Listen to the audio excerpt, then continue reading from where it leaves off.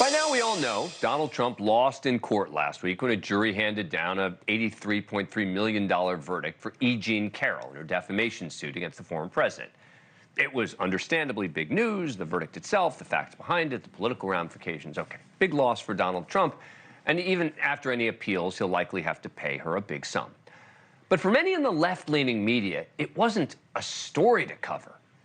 It was an event to celebrate. We just walked out to the OJ's for the Love of Money, which is the theme song of The Apprentice, and that's connected to the fact that you know who has to pay money, money, money, money. They're literally dancing. But they're hardly the only example of the left-leaning media literally basking in this verdict. And E. Jean Carroll and her lawyers, who obviously have reason to feel vindicated, have been willing participants in this media festival.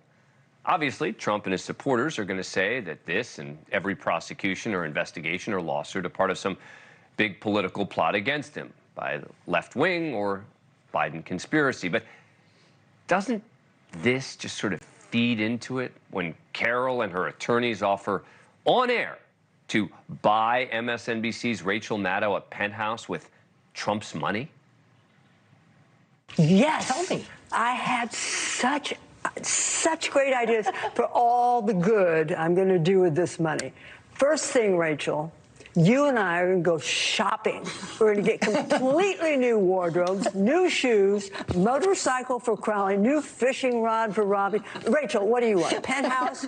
It's yours, Nothing. Rachel. Penthouse and France? You want France? You want to go fishing in France? No? Oh. All right, okay. That's a joke.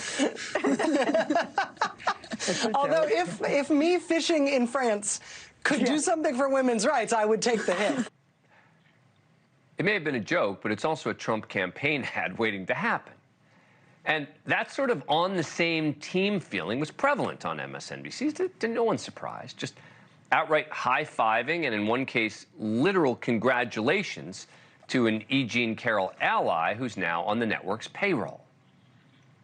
Kudos to Robbie Kaplan and the legal team, and to Molly Jong-Fast, who introduced the plaintiff to George Conway, who introduced her to her lawyer, Robbie Kaplan. Great job all around.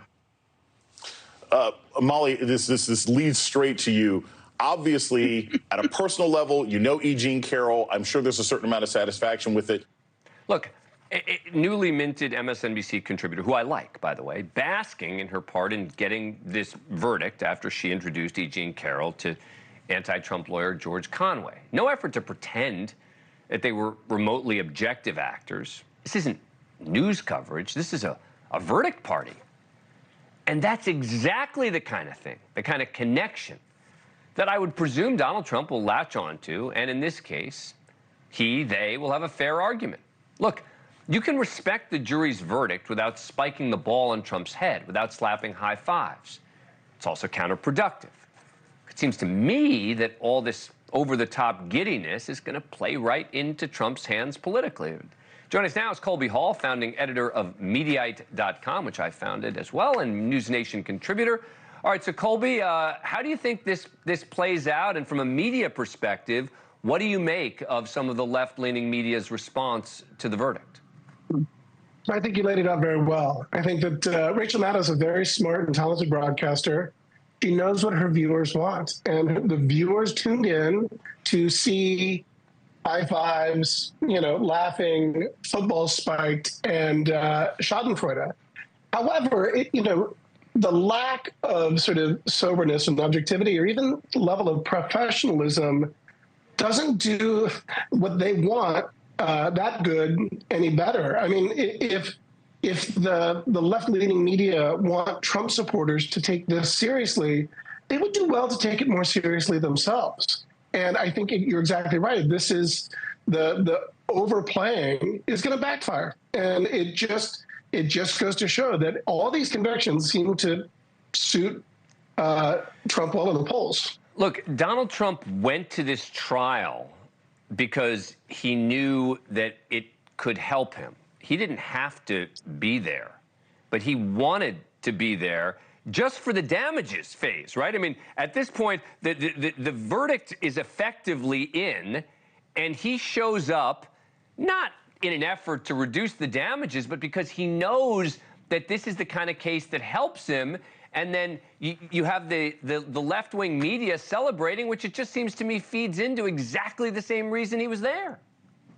Yeah, he's campaigning from the courtroom, and he's goading for a worse settlement just to have greater confirmation that they're out to get him. And this is not the last we're going to hear of the Molly Jong-Fast and George Conway being at the center of this E.G. Carroll suit. That just plays into this narrative of media elitists that are literally, sort of a cabal to get Trump. And it's not untrue. Thank you for watching. Go to newsnationnow.com to find NewsNation on your cable provider. And don't forget to click the red subscribe button below to get more of NewsNation's fact-driven, unbiased coverage.